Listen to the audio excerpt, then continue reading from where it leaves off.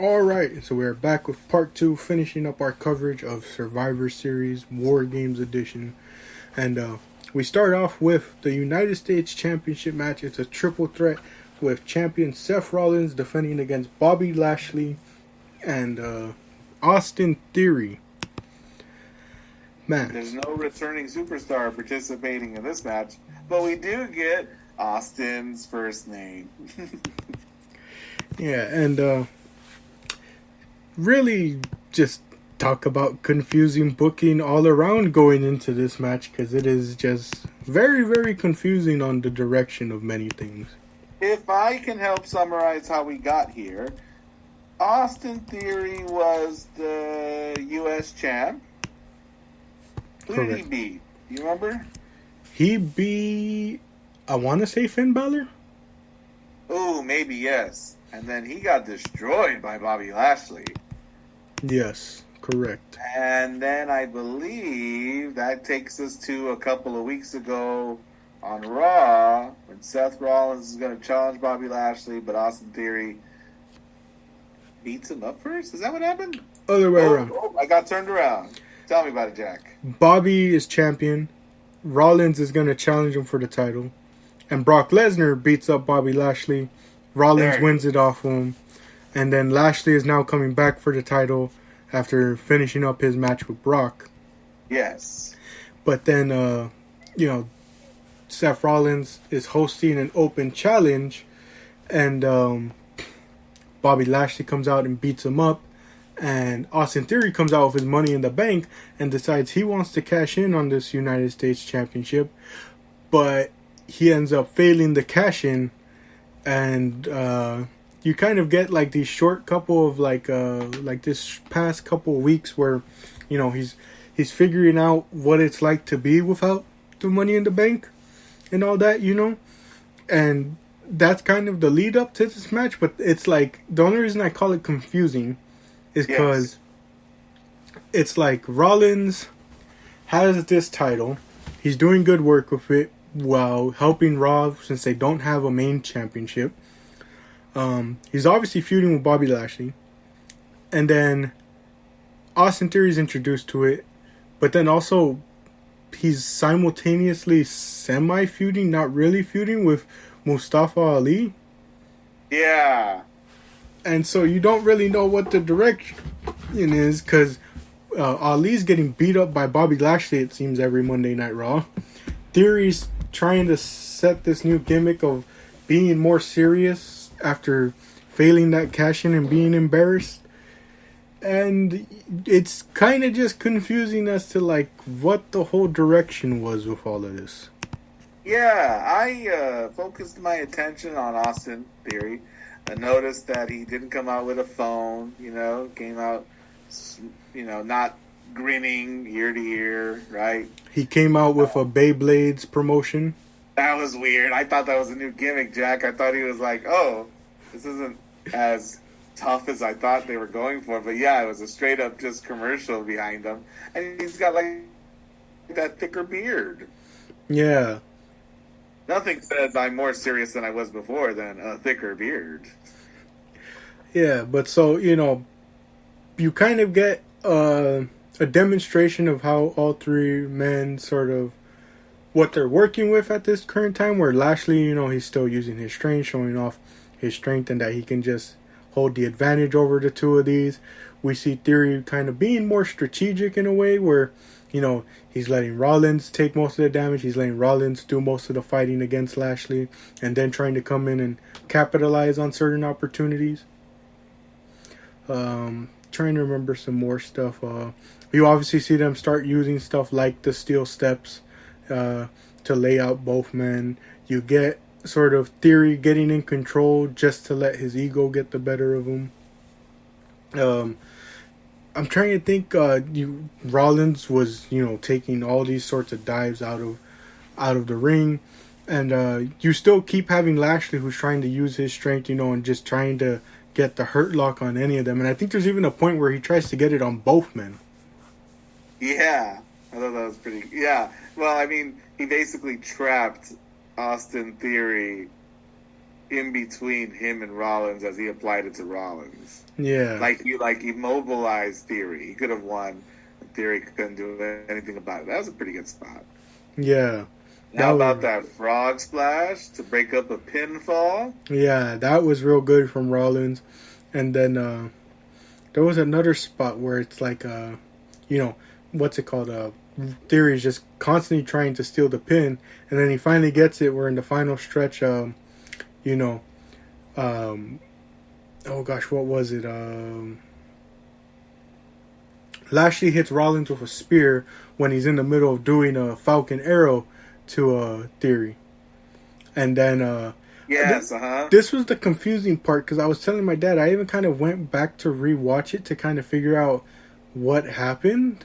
Yeah. But Lashley hits the spear and then just kind of rolls out of the ring, and you guess it's because of the damage he's taken in this match. But he's been dominating most of it. But he rolls out after the spear, and that allows Theory to just get the pin on Rollins. I also had to see it a second time. They ran that replay, right? So I was like, I had the following question on my heart and watched it intently. I thought, was that a fast count? You know? When I watched it again, because Bobby doesn't break it up in time, right? I'm like, did he panic and worry that he might break it up so he counted fast? But it was a pretty legit count. Yeah, it was definitely something that confused me, and just so much of it kind of confused me in the booking, because it's like Rollins has had this title for only like a month now, I want to say, and he was doing good work with it, and he was helping Raw sort of have a main title without having a main title, and now the belt's taken off of him with no sort of plan afterwards, and it's just real confusing to see Theory win the title back this way, because I thought the whole point of this new character was to be like, he's building his confidence, he's showing he's more confident, but not in an arrogant sort of egotistical way where he allows himself to kind of be blinded by his ego and lose in a way that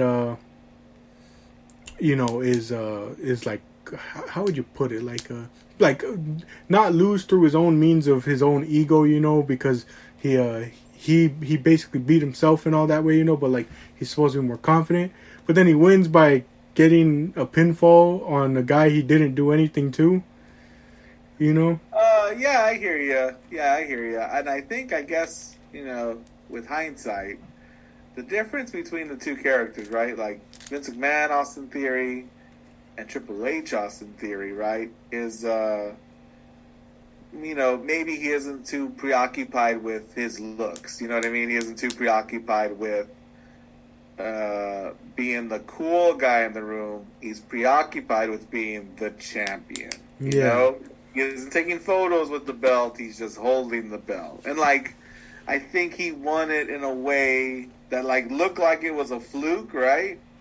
But, I think maybe the better part of the heel character is he'll come back on Monday and say, a win's a win, right? He's going to downplay everything you just said to your chagrin. You're going to go, oh, I hate how much you're not, acknowledging any of the observations I've made. He's like, hey, I'll tell you what I observed. I'm the U.S. champion, and I've got a mighty beard. Yeah, definitely. I see where they're going, especially because they want to build Theory back up, but it's just confusing the way the approach they took. It's unique. I'll give them that, but it was real weird to see that the failed cash in on a mid card title, the sort of the lack of confidence in challenging for the world title. Yes, yeah, he didn't make any attempt to go after Roman, and what is he supposed to do? Hold out for somebody to take the belts off of him? Yeah, definitely.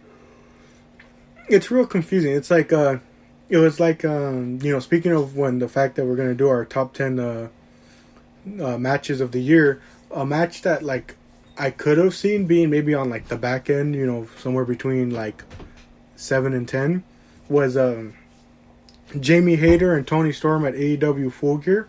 I really enjoyed that match, and especially because it took it ramped it up in the final 10 minutes, I want to say, But what really hurt the match for me was sort of like the booking and storytelling they went with, where it's like Britt came out and was like interfering a ton. Like her and Rebel came out to like really interfere a ton to try and help out Jamie.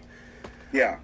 But each time it didn't result in her winning. And so I was getting real invested and interested because I'm like, you know, we sort of saw back at All Out the whole tension between Jamie and Britt before they kind of came back together. I was like, are they going to go with the story being that despite all this interference from her stablemates, it's when she does it on her own that she's able to get the win and get this title, you know, without their interference. But then the match finished with Britt interfering, and I was like, what was the point of all that? I thought the story we were trying to tell was she's going to get it done without anybody's help and that she can do it on her own. But we went back to the cliche of, you know, interference to help her out, and now the story's likely going to be Britt saying she can't do it without her, which, is that really the way you want to paint your new champion? That, you know, she can't get it done without help? You know, that's your dad coming out of you. You know what I mean? I think take a big step out of that perspective. It works for Austin Theory because he's a nasty heel, and Rollins is a newfound babyface, a newfound blonde babyface. Hard to believe because he was running down Riddle's real life drama about 3 months ago.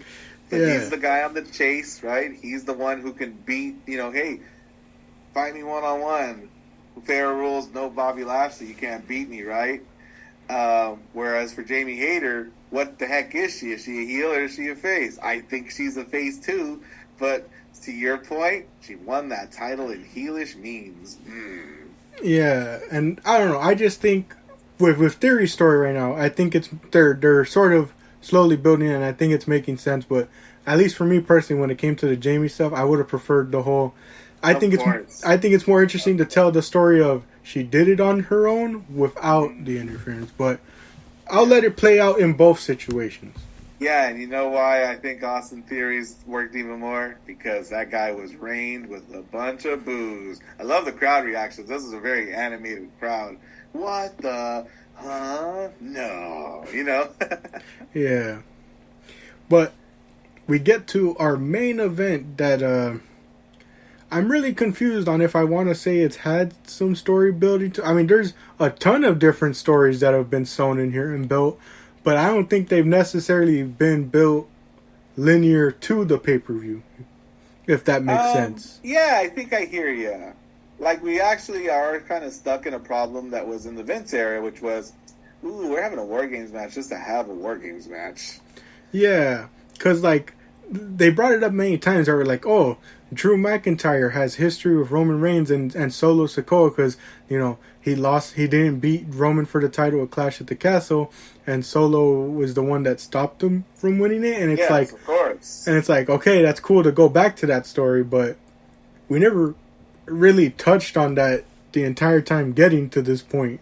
And then Kevin Owens is in this because he's been trying to get Sami Zayn to realize that the Bloodline are being, like, they're not being upfront with him about, like, the reality that, like, eventually they're going to kick him out because he's not really part of the Bloodline. Right. And then that was the cool part, was they interwove this story with Sami Zayn where it's like, is he going to collapse to that sort of line of thinking that, hey, like how Kevin Owens told him, you got to turn on them before they turn on you? Or is he going to prove his loyalty and kind of cement himself that, like, he's fully about this team? Mm-hmm. And then you have the Brawling Brutes where it's like they got involved because they lost a tag title match to the Usos, I want to say, and then they got beat up by the Bloodline. You know, and I guess I don't watch the weekly show, but I guess, too, the Bloodline, like, did a real number on Sheamus. Yeah. You know, he came out sporting, like, bruises on his face and stuff. So, we're avenging Sheamus, too. Yeah. But then the most confusing part, because you ask, how are they going to differentiate both matches? They decide to switch up the advantage and give the babyface team the advantage.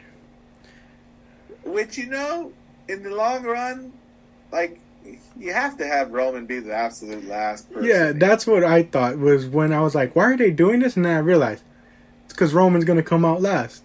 Yeah, of course. And it's nothing new. We've heard this since he won that title. He either comes out first or he comes out last. And in the case of Wargames, even if it means he's the last person entering that cage, he's coming out last.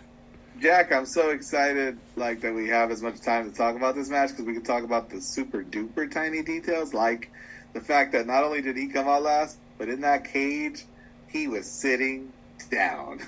Everyone else is standing up like a schmuck, but the head of the table is sitting down.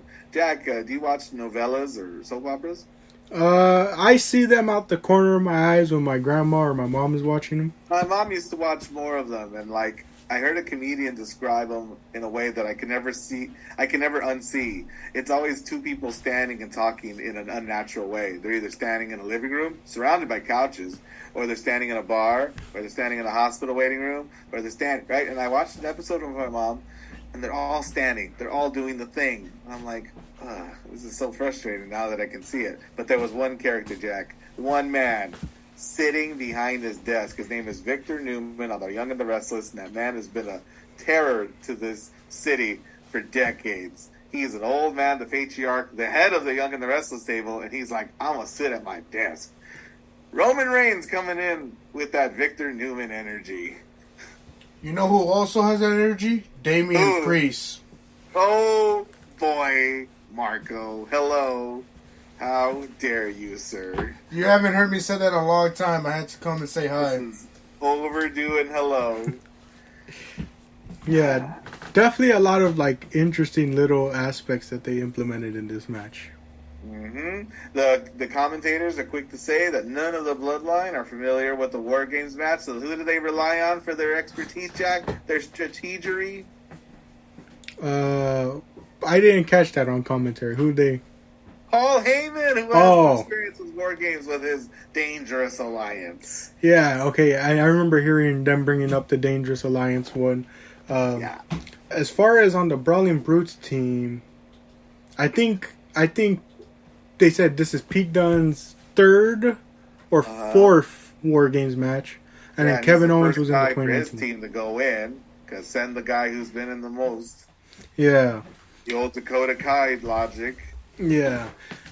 And then I'm trying to remember more, but there was the funny part where when they were trying to decide who to go in next, you know, you have what's it called? Jay and Sammy sort of arguing about it. Yeah. And then I thought they really, really, really, really like told a great story with the order of people who went into the match, because it starts with Butch and Jey Uso, and the babyfaces have the advantage. So Butch's tag team partner, Rich Holland, comes in, and Rich Holland, the youngest guy in this match, right? The least experience, you know, came out, you know, had quite a showing. And Jay is being absolutely wrecked. Who's going to come out next for the heel side? Who's going to come out next for the Bloodline? Jack, is it going to be his brother? Is it going to be his tag team partner? Is it going to be the second owner of the Unified Tag Team Champions? Are we going to see the two tag teams go at it for the first part of this War Games match? You certainly think so, the way Jamie is chomping at the bit, waiting for that cage door to open, and when it opens, he stopped Jack. What stops him? Roman Reigns. Goodness gracious, with that Victor Newman energy, goes, no. Send Sammy. And Sammy's even taking it back, going, you want me to what? And Sammy's got to work side by side with his greatest attractor, Jey Uso.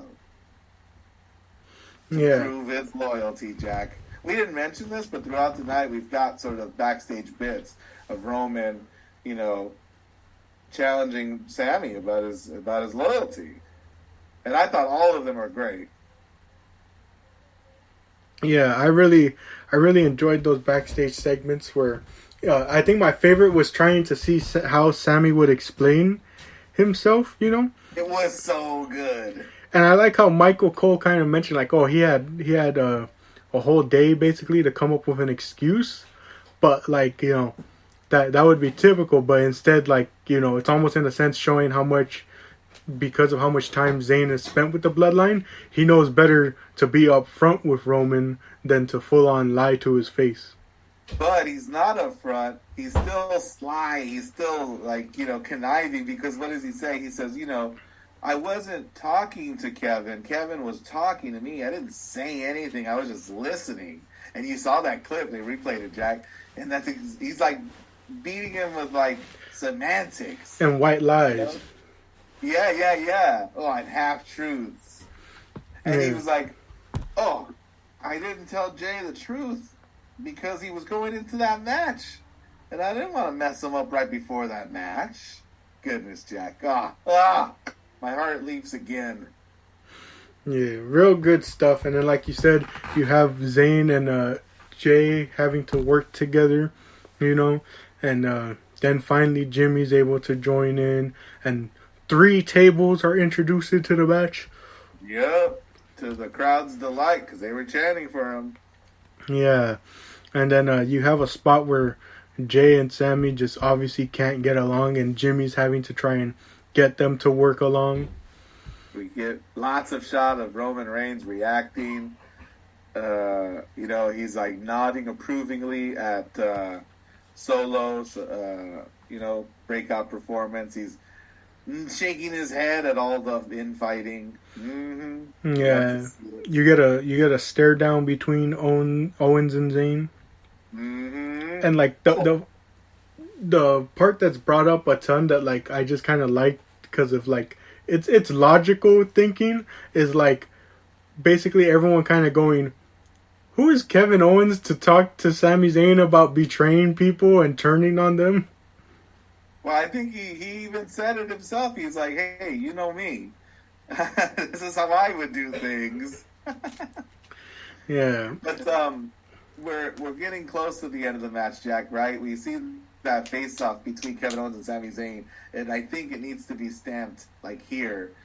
I thought it was so good. Because Kevin Owens and Sami Zayn, they're both nerds, They're both so good about this tiny, obnoxious, easy to overlook detail. But did you realize, Jack, that Kevin Owens never laid a hand on Sami Zayn? I did not notice that. Never struck him, never grappled with him. They stared, and then somebody else would get a hold of each of them. All the way to the end, Jack. Kevin Owens never laid a hand on Sami Zayn. That is crazy to think. That is some real good storytelling there. But yeah, and then, obviously all the members get in. Roman Reigns finally enters last. You get all these sort of brawls between the different members. And then you get Jey Uso accidentally hitting Sami Zayn with a super kick. Oh, what an accident that he doesn't at all, what's the word? Feel remorse for, based on his face. He doesn't care. He stops Jimmy from checking on him. Yeah, and then you get this, like, sort of finish where you really think this is going to be, like, or it technically is a definitive finish, but, like, you basically start getting all the big moves. Like, they hit Butch with the 1D off the top rope. That was definitely a finish. That could have finished the match. Yeah, you get Reigns spearing Ridge Holland through a table. Solo Sikoa putting McIntyre through a table. And then Owens almost getting the stunner on Solo. And then you finally get Owens and Reigns fighting it out in the end. And Owens hits Reigns with a stunner. And you think that's going to be the finish until Zayn stops the ref from counting to 3. And then hits Owens with a low blow before hitting... Wait a minute, Jack. Wait a minute. Again, I need to say this. Zayn breaks up the count, but he doesn't do so by attacking Kevin Owens. Neither of them have touched each other. And instead of pushing him off Roman Reigns, instead of hitting him or a giant frog splash, he literally grabs the ref's arm. Yeah. And that's when we get that moment, Jack. The will he, won't he? Are they going to kiss? No. He doesn't even do it right away. He waits till Jimmy, grabs his attention so he can go, boom, low blow. And then looks over to the tribal chief. Roman Reigns gives a very exhausted nod of approval, and we get a hell of a haluva kick. Yeah.